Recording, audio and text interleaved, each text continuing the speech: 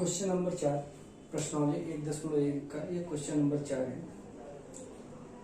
इसको हल करना है तो सबसे पहले हम प्रश्न को देख लेते हैं। प्रश्न दिया हुआ है यूक्लिड विभाजन प्रमेयिका का प्रयोग करके, यानी कि यूक्लिड विभाजन प्रमेयिका हमने बताया था। यूक्लिड विभाजन प्रमेयिका मतलब कोई अगर दो धनात्मक पूर्णांक ए और बी दिया हो, ठीक है, तो उसका क्या करते हैं, छोटे उसमें बड़ा छोटा देख लेते हैं। तो छोटे वाले का भाग बड़े वाले में देके कोई भागफल की शेषफल जब आ रहा है तो इसका नियम होता है कि बीच का बराबर साइड साइड का गुणनफल, तो शेषफल जहाँ शेषफल का मान बताया गया था 0 के बराबर या 0 से बड़ा होता है, लेकिन हमेशा भाजक से छोटा होता है। यही है यूक्लिड विभाजन प्रमेयिका। तो कह रहा है यूक्लिड विभाजन प्रमेयिका का प्रयोग करके दर्शाइए मतलब दिखाइए या सिद्ध कीजिए कि किसी धनात्मक पूर्णांक का वर्ग, कोई धनात्मक पूर्णांक का जो वर्ग होता है किसी पूर्णांक m के लिए 3m या 3m+1 के रूप का होता है। यानी कि अब यहाँ पर, ठीक है, कोई धनात्मक पूर्णांक हमको लेना है अपने से और उसका वर्ग करना है और उसको 3m और 3m+1 के रूप का दिखाना है। तो इस पूरे प्रश्न को अगर हम देखें तो हमको यूक्लिड विभाजन प्रमेयिका से सिद्ध करना है, यानी कि दिखाना है किसी धनात्मक पूर्णांक का वर्ग। तो सबसे पहले धनात्मक पूर्णांक का वर्ग अगर हमको दिखाना है इतने इतने के बराबर, तो पहले धनात्मक पूर्णांक लेना पड़ेगा। तो सबसे पहले हम क्या करते हैं, कोई धनात्मक पूर्णांक हम अपने से मान लेते हैं। तो मान लेते हैं, माना कोई धनात्मक पूर्णांक ए है। जरूरी नहीं है हम ए ही माने, लेकिन आप कोई भी संख्या मान सकते हैं। ये क्या है कि मैं अपनी सुविधा के अनुसार ए मान रहा हूं। तो माना कोई धनात्मक पूर्णांक ए है, तो अब हमारा ए हो गया, क्योंकि हमने प्रश्न में समझा दिया है कि ए बी क्यू हमारा क्या है, क्वाटिएंट होता है, रिमाइंडर होता है। तो इंग्लिश वर्ड्स है, इसलिए इसको हम क्या करते हैं उसके हिसाब से ले रहे हैं। तो माना कोई धनात्मक पूर्णांक क्या है, ए है। तो यहाँ पर कहा था किसी धनात्मक पूर्णांक का वर्ग। तो अगर धनात्मक पूर्णांक आ गया तो धनात्मक पूर्णांक का मान भी तो निकालना चाहिए। उस मान को निकालने के बाद तो हम इतने रूप का दिखा सकते हैं। तो मान को निकालने के लिए हमको पता है कि जैसे हम ए मानते हैं तो उनको बी लिखना पड़ता है, तथा बी बराबर हमको निकालना पड़ेगा। और b का मान हम देख रहे हैं यहाँ पर 3m और 3m+1 दिया, यानी कि 3 मानना पड़ेगा, हमको दिखाई दे रहा है। तो हम क्या कर सकते हैं, तो हम क्या करते हैं, अगर इस पूरे को समझें तो कुछ इस तरीके से आएगा। अगर हम a बराबर निकालें तो कितना होना चाहिए, 3m और a बराबर 3m+1, कुछ इस प्रकार का दिया है। तो हमको पता है ये a होता है, ये b होता है, ये q होता है और ये r होता है। तो यहाँ पर r बराबर 0 दिया है, यहाँ पर 1 दिया है और यहाँ पर q का मान m, ठीक है।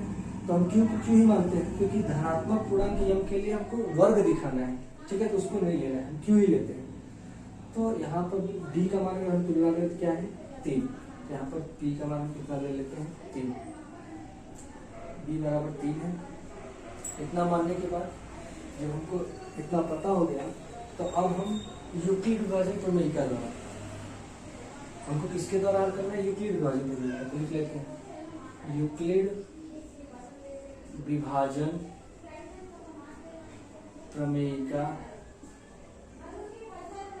द्वारा। अब यूक्लिड विभाजन प्रमेयिका इस पर लगाएंगे। तो जब हम यूक्लिड विभाजन ए और बी का मान पता होता है तो हम यूक्लिड विभाजन प्रमेयिका लगा सकते हैं। तो क्या करते हैं, बी का यानी कि 3 का हम भाग देंगे किसमें, ए में।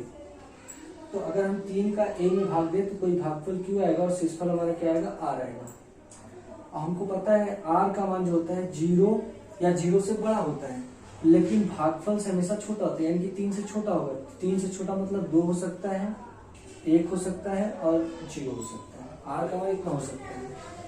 तो अगर इसके द्वारा यूक्लिड विभाजन प्रमेयिका द्वारा देखें तो यूक्लिड विभाजन प्रमेयिका क्या करता है, बीच का यानी कि a बराबर साइड साइड का गुणनफल, यानी कि 3 क्यूब प्लस शेषफल r, जहां r बराबर कितना निकला 0, 1 तथा या 2, 0, 1 और 2 आया। ठीक, इतना है, यानी कि शेषफल हमारा या तो 0 होगा या तो 1 होगा या तो 2 होगा। जब हमारा इतना निकल गया, 3 मान निकल गया है, तो हम a के संभव मान निकाल लेते हैं। तो a के संभव मान यानी कि टोटल संभव मान कितने हो सकते हैं। तो अगर a के संभव मान निकालें तो पहले यहाँ पर 3q प्लस r की जगह हम कितना रखेंगे 0। तो यहाँ पर 0 रखेंगे तो 0 में कोई भी संख्या जोड़ते हैं कोई संख्या आता है, यानी कि a का मान आ जाएगा 3q, पहला मान 3q आएगा। दूसरा 3q प्लस r की जगह पर कितना रखेंगे 1, अगर यहाँ पर 1 रखें तो 3q प्लस 1 आएगा, तो a का मान आ जाएगा 3q प्लस 1। ऐसे ही अगर r की जगह पर हम 2 रखें तो कितना आएगा 3q प्लस 2, यानी कि a के संभव मान इतने आ गए। अब जब हम यूक्लिड विभाजन प्रमेय द्वारा a के सम मान निकालिए तो अब प्रश्न को एक बार फिर से पढ़ते हैं। यूक्लिड विभाजन प्रमेय का प्रयोग करके दर्शाइए कि किसी धनात्मक पूर्णांक का वर्ग, किसी धनात्मक पूर्णांक का वर्ग, यानी कि कोई भी धनात्मक पूर्णांक जो है, तो धनात्मक पूर्णांक यहाँ पर कितना माने हैं a, और a का क्या कर रहा है वर्ग। तो अब हम क्या करेंगे, a बराबर एक बार इसको लेकर के उसका वर्ग करेंगे, फिर उसको इस रूप का दिखाएंगे 3m या 3m प्लस 1 के रूप का आना चाहिए। फिर a का मान 3q प्लस 1 लेकर के उसका वर्ग करेंगे, उसका भी जो मान आना चाहिए वो 3m या 3m प्लस 1 में से कोई एक आना चाहिए। ऐसे ही हम a का मान 3q प्लस 2 ले लेंगे, उसका वर्ग करेंगे और वर्ग करने पर जो मान आना चाहिए वो 3m या 3m प्लस 1 में से दोनों में से एक आना चाहिए। तो अब हम इसके आगे देखते हैं। यदि अगर हम a बराबर कितना ले लें, तो a बराबर हम कितना, पहला संभव मान क्या है 3q, तो सब पे a बराबर 3q लेने पर इसका वर्ग करने पर इस रूप का या इस रूप का आना चाहिए, यही कर रहे हैं। तो अब क्या कर रहे हैं, धनात्मक पूर्णांक का वर्ग, तो हम क्या करेंगे दोनों पक्षों का वर्ग कर देंगे, दोनों पक्षों का वर्ग करने पर, तो वर्ग करेंगे दोनों पक्षों का, तो इधर का वर्ग हो जाएगा a स्क्वायर और इधर का वर्ग हो जाएगा 3q। यहाँ पर दो संख्याएं हैं गुणे में, तो कोष्टक लगा के उसका वर्ग करेंगे, इस तरीके से हल करेंगे। इसको मिटा देते हैं, इधर साइड में करते हैं।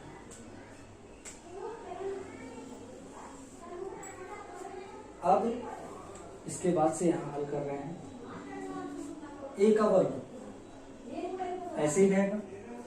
अब यहाँ पर अगर हम देखें तो यहाँ पर हमारा क्या आ रहा है, एक नियम आता है, अगर दो संख्याएं गुणे में हो a इंटू बी और उसके घात m हो, तो अगर हम इसको हल करते हैं तो ये जो, अगर हम इसको हल करेंगे तो ये जो घात होता है पहले पर भी आता है और दूसरे पर भी आता है, तो ये घात इस पर आएगा, तो a की पावर m हो जाएगा गुणे b की पावर m हो जाएगा। अगर कोष्टक को हटाते हैं तो ये जो घात होता है पहली वाली संख्या पे भी आता है और दूसरी वाली संख्या पे भी आता है।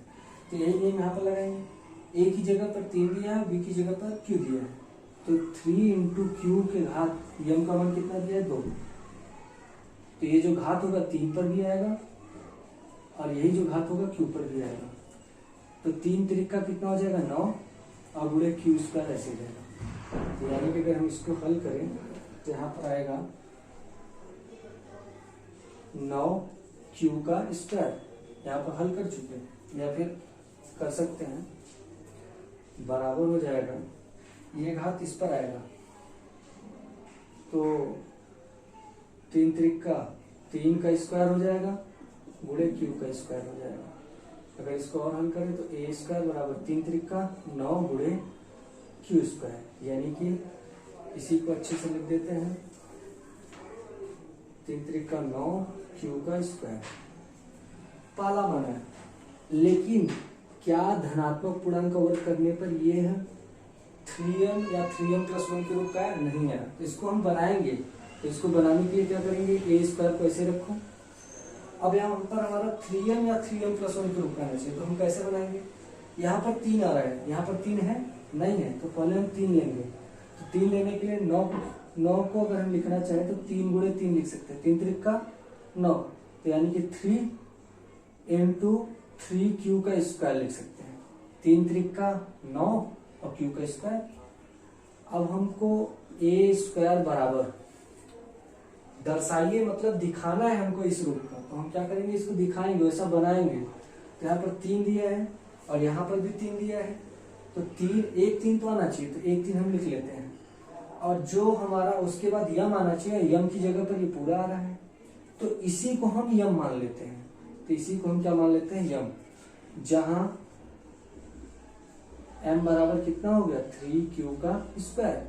तो हमको इस रूप का दिखाना था, तो हम इस रूप में उसको दिखा देंगे, यानी कि पहले का वर्ग करने पर वह 3m के रूप का आ गया। तो ये इस रूप का या इस रूप का आना चाहिए था, तो इस रूप का आ गया।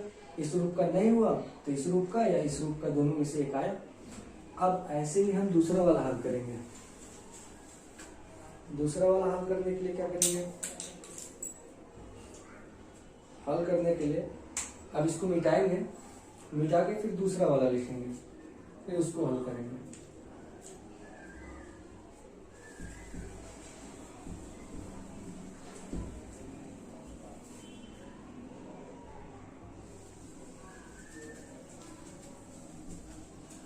अब मान याद होना चाहिए। अब हम दूसरा लेते हैं। यदि a बराबर, तो दूसरा 3q आया था, 3q प्लस 1 आया था, तो दूसरा वाला हो जाएगा 3q प्लस 1। अगर इसको ले ले तो अब करा है धनात्मक पूर्णांक का वर्ग, यानी कि इसका वर्ग करना है, तो हम क्या करेंगे? दोनों पक्षों का वर्ग कर देंगे। दोनों पक्षों का वर्ग करने पर, अब दोनों पक्षों का जब वर्ग करेंगे तो इसका भी वर्ग हो जाएगा, और यहाँ पर 2 पद हैं तो दोनों को कोष्टक लगा के तब वर्ग करेंगे। a बराबर हो जाएगा, a का स्क्वायर बराबर 3q प्लस 1 का होल स्क्वायर।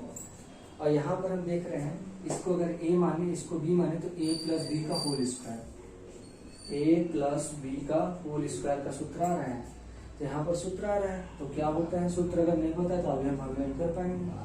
तो a प्लस b का होल स्क्वायर होता है a square plus b square plus 2ab, पहले का स्क्वायर प्लस दूसरे का स्क्वायर प्लस 2 गुणे पहला गुणे दूसरा, ऐसे आता है। तो अब इसको भी वैसे हल करेंगे। तो यहाँ पर इसकी तुलना कर लेते हैं। a की जगह पर क्या दिया है? 3q प्लस b की जगह पर कितना दिया? 1, और पूरे का होल स्क्वायर।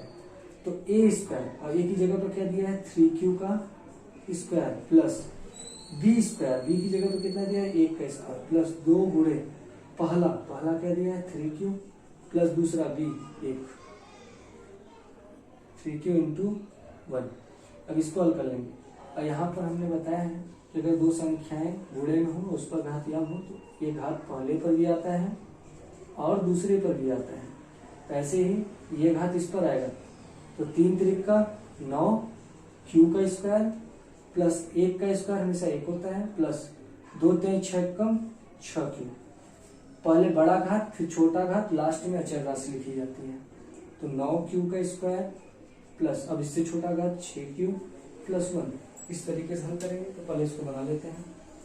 तो a स्क्वायर बराबर पहले का स्क्वायर यानी कि 3q का होल स्क्वायर प्लस दूसरे का स्क्वायर, दूसरा क्या दिया है? 1 का स्क्वायर प्लस 2 गुणे 2 इंटू पहला इंटू दूसरा, 2 गुणे पहला कितना दिया है? 3q प्लस दूसरा कितना दिया है? 1, सॉरी इंटू में आता है, इंटू 1। अब इसको हल कर लेते हैं। a स्क्वायर बराबर, ये स्क्वायर 3 पर आएगा, हो जाएगा 9, और a स्क्वायर q पर आएगा, हो जाएगा q स्क्वायर प्लस, अब 1 का स्क्वायर होता है 1 प्लस 2 3 6 1 कम 6, पहले अंक का गुणा, 2 3 6 कम 6 और q। अब लिखने का तरीका ये होता है, बड़ा वाला घात सबसे पहले, फिर उससे छोटा घात, फिर उससे छोटा घात, लास्ट में अचर राशि, यानी कि गिनती लास्ट में लिखते हैं। तो a स्क्वायर बराबर हो जाएगा 9q का स्क्वायर प्लस 6q और प्लस 1। अब यहाँ पर हम देखते हैं हमारा 3m प्लस 1 के रूप का आना चाहिए या तो 3m के रूप का आना चाहिए। तो यहाँ पर हम देख रहे हैं लास्ट में प्लस 1 आ रहा है, तो +1 को अगर छोड़ दें तो यहाँ पर 2 चीज बच रहा है, इन्हीं में से हम एक 3 क्या करते हैं, कॉमन ले लेते हैं। तो a² बराबर यहाँ से हम क्या करते हैं, इन दोनों में से 3 कॉमन ले लेते हैं। तो अगर हम इसमें और इसमें में से 3 कॉमन ले लें तो 3 का इसमें भाग देंगे, 3 का भागाकार कितनी बार 9 आ रहा है, 3 त्रिका 9, और q² तो ऐसे रहेगा प्लस, कॉमन लेने का मतलब ही होता है कि इसमें भाग देना। जैसे 9q² प्लस 6q है तो इसमें 3 का भाग दे दो, तो 3 त्रिका 9, 3 दूना के 6, यानी कि यहाँ पर आएगा 3q² प्लस 2q। तो ऐसे यहाँ पर लिख देंगे, तो 3 त्रिका 9, 3q² प्लस 3 दूना के 6q और प्लस 1। अब हम देख रहे हैं कि यहाँ पर 3 की जगह पर 3 आ गया है, यम की जगह पर ये पूरा आया है, और +1 की जगह पर +1 आया है। अगर हम इसको यम मान ले तो हम दर्शा सकते हैं ना 3m + 1 के रूप का, तो इसी को यम मान लेते हैं। तो a² बराबर हो जाएगा 3m + 1, जहां यम बराबर हम कितना मान रहे हैं, 3q² प्लस 2q। तो यहां पर भी हम धनात्मक पूर्णांक a का वर्ग निकाले जो कि 3m + 1 के रूप का है, और यहाँ पर जब हम धनात्मक पूर्णांक a का वर्ग निकाले तो वह 3m के रूप का था। अब लास्ट एक बचा हुआ है, उसको भी निकाल के देखते हैं। अगर वो 3m या 3m + 1 के रूप का आ जाता है तो किसी भी धनात्मक पूर्णांक का वर्ग किसी पूर्णांक m के लिए इसके इतने रूप का होता है, हम दिखा सकते हैं। तो 2 हम दिखा दिए, तीसरा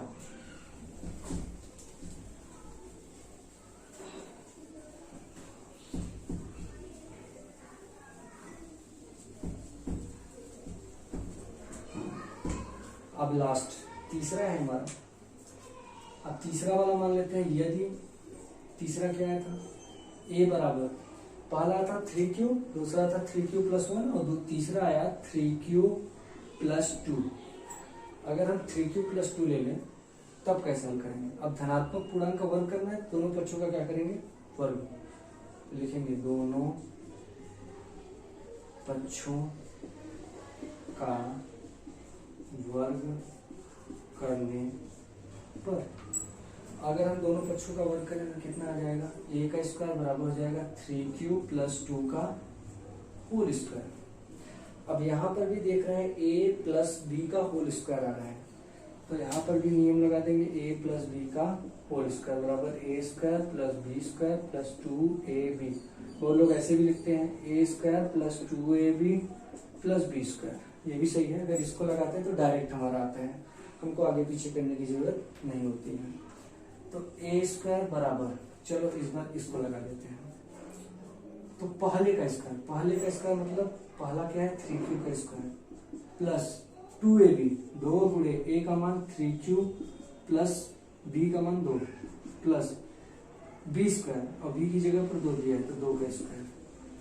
तो a² बराबर आ जाएगा, ये स्क्वायर इस पर आएगा, 3 त्रिका 9q² प्लस 2 तिहाई 6, अपने गुणे में रहेगा, 2 तिहाई 6 दूना के 12q और प्लस 2 दूना के 4, इतना आ गया। तो यहाँ पर हम देख रहे हैं यम के रूप का नहीं आ रहा है, तो 4 को भी अगर हम 3 के रूप में बना दें, 3 + 1 लिख दें, तो यहाँ पर 9, 12 और 3 आ जाएगा, और कॉमन निकाल सकते हैं। यहाँ पर हम क्या करेंगे, a² बराबर 9q² प्लस 12q प्लस 4 को लिख सकते हैं 3 + 1। अब हम देख रहे हैं लास्ट में 1 आ गया, तो इस पूरे में से हम कॉमन ले लें 3 को, तो a² बराबर 3 कॉमन ले लें, तो यहाँ पर बचेगा 3 त्रिका 9, 3q² प्लस 3 चौक 12, 4q प्लस 3 एकम 1 और प्लस 1। यहाँ पर अगर हम देखें, इसकी तुलना करें तो 3 की जगह पर 3 है, इस पूरे की जगह पर यम आया है, और +1 की जगह पर +1, यानी कि इस पूरे को हम यम मान लेते हैं। a² बराबर 3m + 1, जहां m बराबर कितना आ गया, 3q² प्लस 4q और प्लस 1। ठीक, यही हमारा आंसर हो गया। अतः किसी धनात्मक पूर्णांक का वर्ग किसी पूर्णांक m के लिए 3m या 3m + 1 के रूप का होता है। अतः जब तीनों हम सिद्ध कर लेंगे, तीनों दिखा लेंगे, तो हम यही लिख देंगे, अतः किसी धनात्मक पूर्णांक का वर्ग किसी पूर्णांक m के लिए 3m या 3m+1 के रूप का होता है। इस प्रकार से हम इसको सिद्ध करेंगे। हो गया ये हमारा आंसर।